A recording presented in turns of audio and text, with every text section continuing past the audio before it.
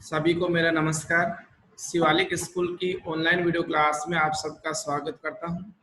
उसी के साथ बेटा आपका क्लास 12th का केमिस्ट्री सब्जेक्ट का लेसन चल रहा था, सरफेस केमिस्ट्री पृष्ठीय रसायन।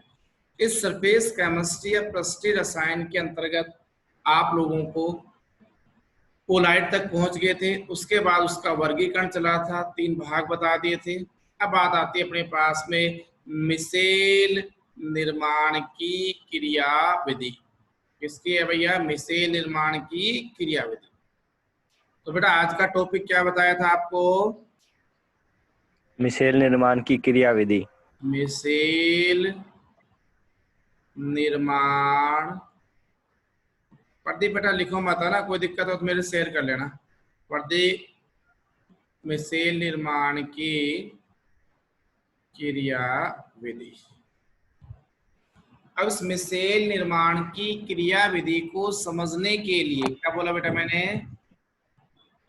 मिसेल निर्माण की क्रिया विधि को समझने के लिए अपन साबुन का उदाहरण लेंगे। किसका लेंगे?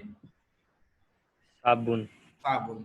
सर साबुन क्या होती है? तो साबुन जो होती है बेटा वो अपने पास में उच्च वसीय अम्लों के सोडियम या पोटेशियम लवण पाए जाते हैं। तो बेटा साबुन निर्माण की क्रिया विधि, साबुन है उसको बेस मानते हुए किसकी क्रिया विधि पढ़ेंगे अपन? मिसेल निर्माण की क्रिया विधि। और सर साबुन क्या होते हैं? क्या बोला मैंने? साबुन क्या होते हैं? हाँ, ये उच्च वसीय अम्लों के, वो भी किसके? सोडियम या पोटेशियम लवणों के उच्च वसीय अम्ल होते हैं। या मैं ऐसे बोल सकता हूं, उच्च वसीय अम्लों के, उच्च वसीय अम्लों के सोडियम या पोटेशियम लवण को साबुन कहते हैं। क्या बोला? उच्च वसीय अम्लों के सोडियम व पोटेशियम को साबुन कहते हैं। हाँ, उच्च वसीय अम्लों के सोडियम या पोटेशियम लवण को साबुन कहते हैं। तो एक साबुन का एग्जाम्पल लिया बेटा मैंने, सोडियम स्टीरेट। क्या नाम बोल दिया? Sodium stearate. सोडियम स्टीरेट का सूत्र होता है C17H35COO। इसको क्या बोला गया है?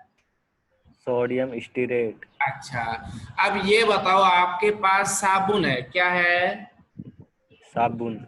तो साबुन को सबसे पहले आप क्या करोगे? मेरे हिसाब से साबुन को जल में घोलेंगे या कपड़े के साथ रगड़ेंगे, लेकिन जल लगाकर रगड़ते हैं वैसे रगड़ते हो? जल लगाकर। जल लगाकर रगड़ते हो, ठीक ना। तो हमने क्या बोला, सबसे पहले क्या ले लिया बेटा? साबुन ले ली। लेकिन साबुन को कपड़े पर सीधा नहीं रगड़ते हैं, लेकिन शायद कपड़े पर पहले क्या डालते हैं? पानी। क्या डालते हैं? पानी। पानी। उसके बाद में फिर अपन क्या करते हैं? उसको वॉश करते हैं, right. Yes sir.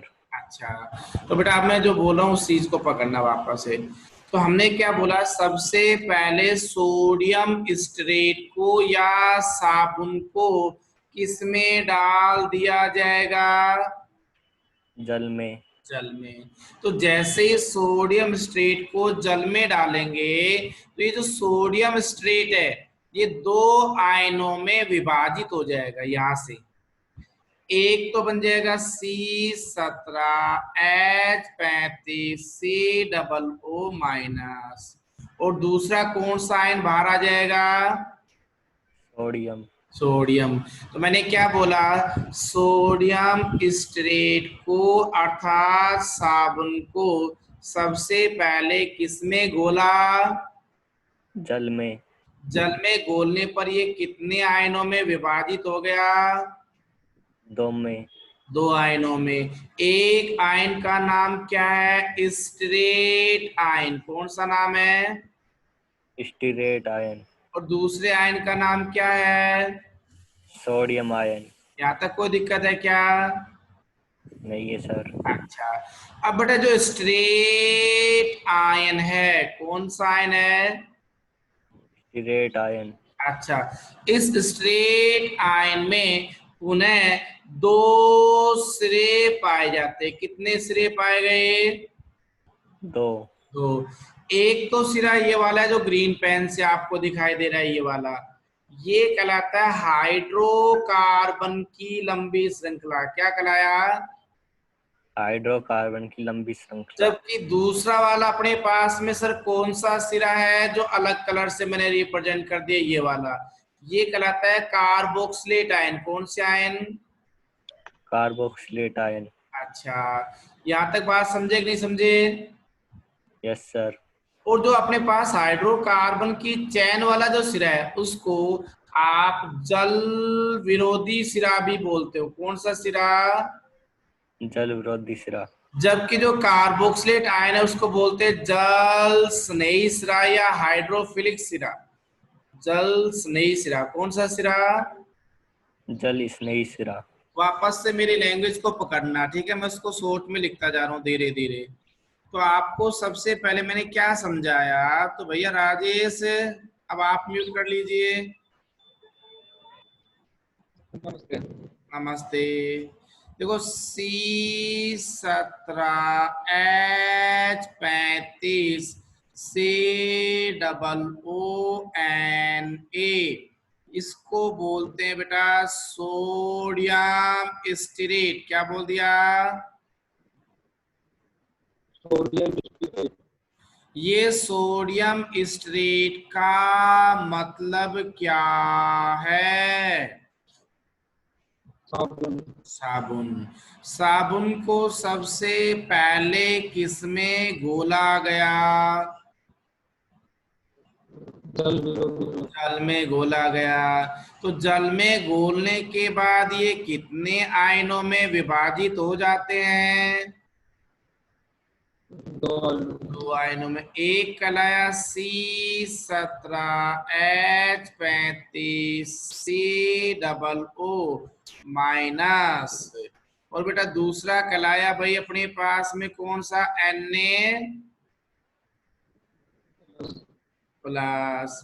Na plus को क्या बोलते हैं? कौन सा आयन है ये? Sodium ion. आप म्यूट कर लो निशा। Yes sir. बेटा आगे वाला कौन सा आयन है ये?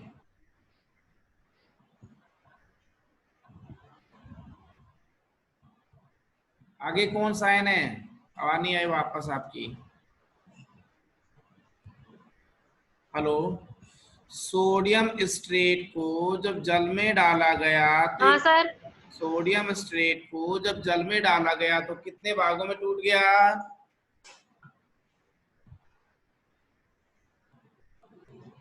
नहीं, दो आप भागों में। भागों में। एक तो कौन सा भाग है? स्टीरेट।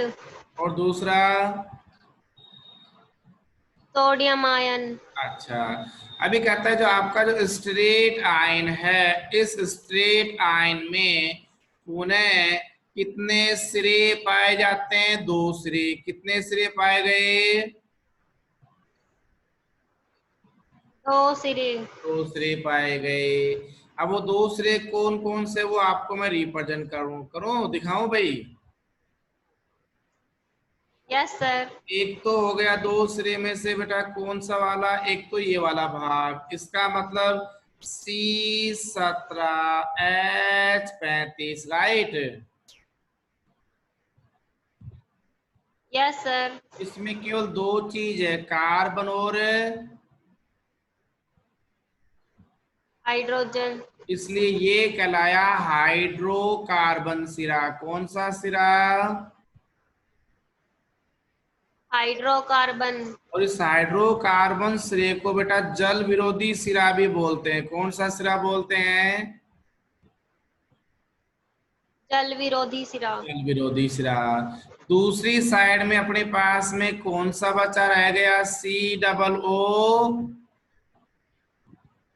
माइनस। इसे बोलते हैं माइनस। Carboxylate ion. कौन सा आयन है ये? Carboxylate ion. Carboxylate ion. तो कार्बो जो गैप है उसमें, कार्बोक्सिलेट आयन है वो बेटा जल स्नेही बोलो या जल विरोधी बोलो उसको? जल स्नेही। जल स्नेही हो गए। यहाँ तक कोई दिक्कत है क्या? नहीं सर। अच्छा, अब बेटा सुनो, इसको रिप्रेजेंट कैसे करते हैं? तो इसको रिप्रेजेंट करते हैं इस प्रकार से, देखो ये कहलाई हाइड्रोकार्बन की श्रृंखला। किसकी श्रृंखला कहलाई? हाइड्रोकार्बन की। हाइड्रोकार्बन की। तो हाइड्रोकार्बन का मतलब है जल विरोधी है या जल स्नेही? जल विरोधी। ये हाइड्रोकार्बन की चेन है जो आपने बोला जल विरोधी है, और इसे पूछ बोलते हैं, ठीक है। अब क्या किया, इसके एक सिरे के ऊपर बेटा ये देखो अलग से आपको रिप्रेजेंट कर दिया। मैं थोड़ा सा कलर डार्क कर लेता हूं ताकि आप लोगों को समझ में आ जाए। तो इसकी बजाय मैंने ब्लू कलर से रिप्रेजेंट कर दिया। ये कहलाया कार्बोक्सिलेट आयन। कौन सा आयन है बेटा? Carboxylate ion. ये कार्बोक्सिलेट आयन कौन सा सिरा है, जल स्नेही या जल विरोधी? जल स्नेही। और इस सिरे को सिर बोलते हैं। ये सिर हो गया और ये क्या हो गया, पूंछ हो गया। Yes sir. अच्छा, अब सुनना मेरी बात एक वापस से। मैं थोड़ा सा आगे चल रहा हूं। अभी आप लोगों ने बता दिया, सर क्या बताया कि ये बेटा ये हाइड्रोकार्बन की चैन होगी या नहीं होगी? अच्छा, तो अब अपने पास में क्या कर रहा हूँ, थोड़ी देर के लिए मैं अनम्यूट कर रहा हूँ इसको। रोहितास,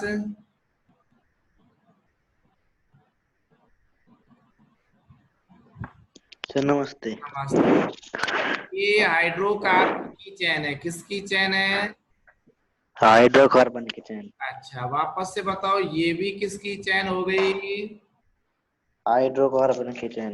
ये किसकी चैन हो गई? हाइड्रोकार्बन की चैन। और ये भी किसकी चैन है? हाइड्रोकार्बन की। कार्बन की चैन। अब सुनो, इस हाइड्रोकार्बन की सिरे पर क्या लगा हुआ है? क्या?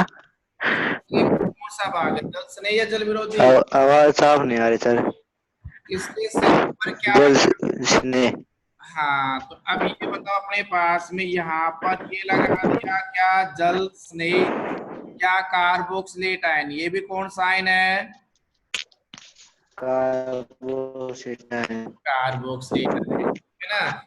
ये आपके पास में कहता है, अगर निम्न सांद्रता की बात करता हूं, लैंग्वेज पकड़ना सभी बच्चे, निम्न सांद्रता पर ये एक विद्युत अपघट्य की भांति कार्य करते हैं।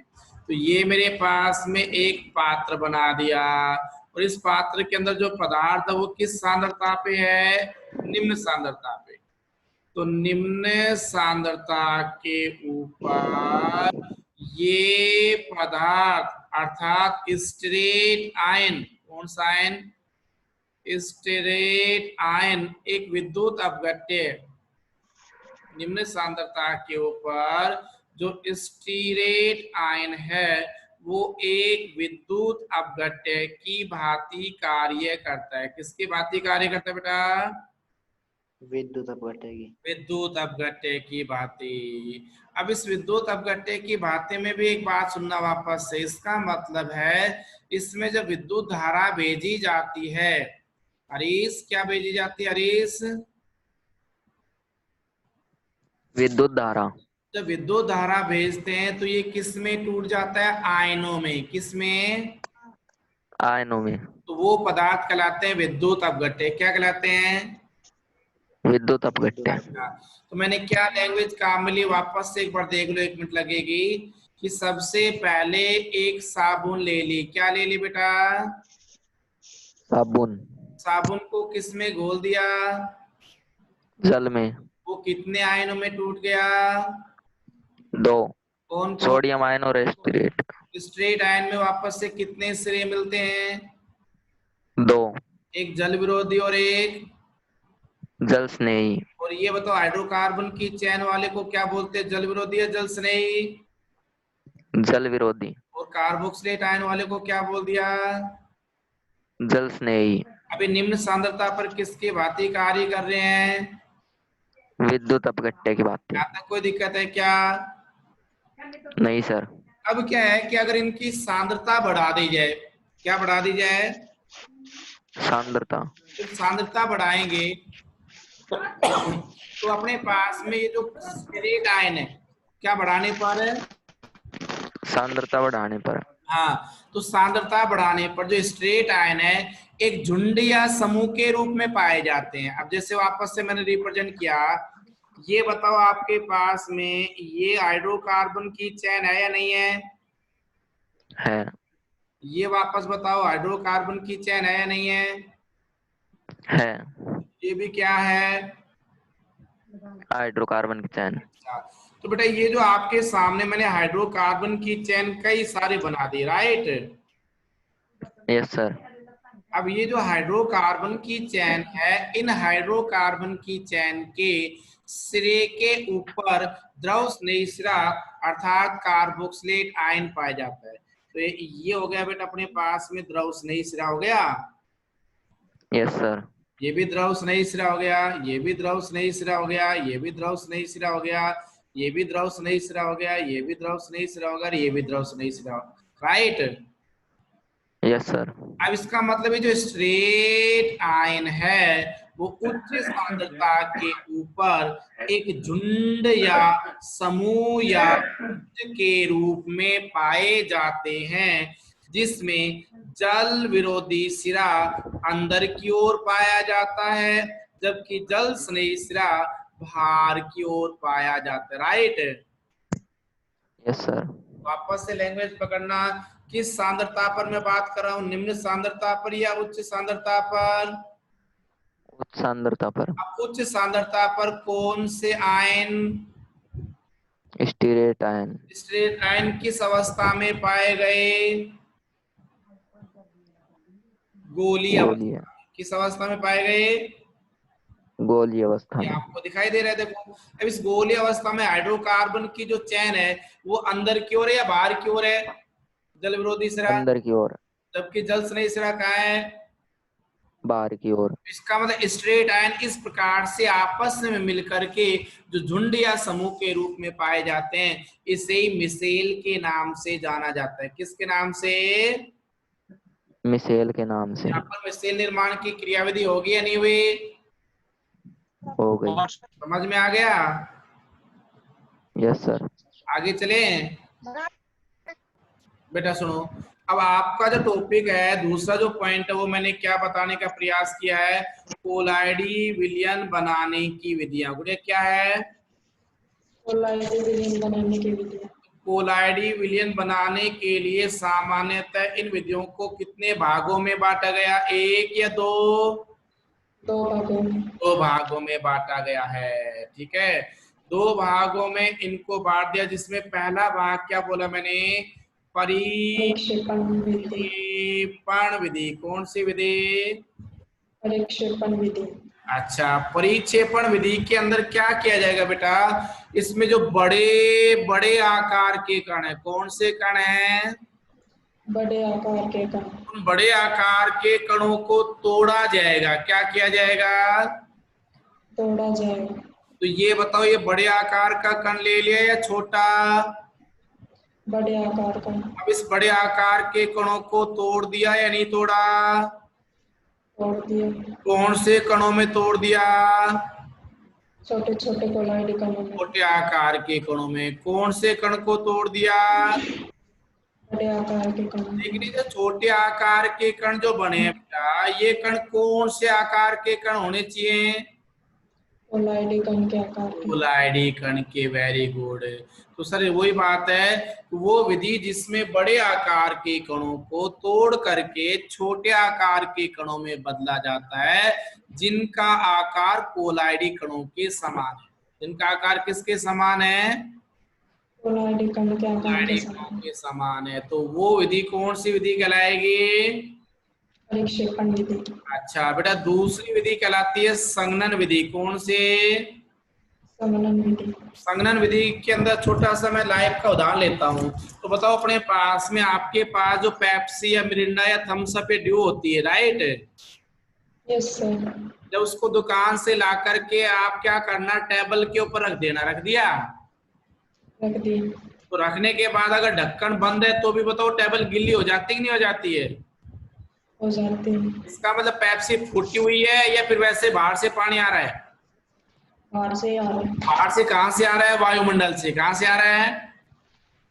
वायुमंडल से। वायुमंडल के अंदर बेटा जल वाष्प के कण है जो बहुत ही दूर दूर बिखरे हुए होते हैं, लेकिन जब उन जल वाष्प के कणों को ठंडा किया जाता है तो बेटा वो पानी में बदल जाते हैं। किस में बदल जाते हैं?